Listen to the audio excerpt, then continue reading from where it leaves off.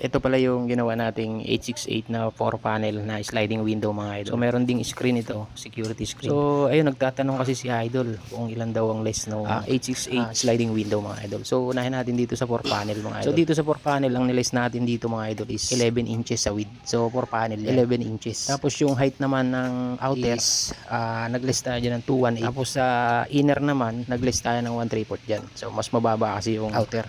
So ayun mga idol, sa 2 panel naman is less lang tayo ng 5/3 mga idol sa width. Tapos ganun pa rin yung height. So ayun mga idol, i-save mo na lang ito idol yung video para kung sakaling makalimutan mo panoorin mo na lang ulit para ma-recall mo yung mga less idol. So yung screen hindi ko na sasabihin dahil actual naman na, pwede namang i-actual na lang yung screen mga idol. So ito pala yung medyo malalaki pala yung mga aluminum niya mga idol. So kagaya itong lock style. Itong interlocker niya mga idol is 50. So 2 inches na yung lapad niya. So ayun lang kagandahan dito kasi heavy duty tapos hindi siya maingay mga idol. Maganda siyang i-slide tapos makakapal yung kanyang aluminum. Medyo may kamahalan nga lang yung profile na ito. Pero maganda itong i-recommend kung naghahanap ng mas high-end yung client mga idol. Yung less pala at clearance na nabanggit ko mga idol is base lang din yan sa actual na pagpapabricate namin mga idol. So wala talaga kaming formula dito. So ayan is actual lang din ang pagkuha namin ng mga less. So mas maganda pa rin idol i-double check mo yung less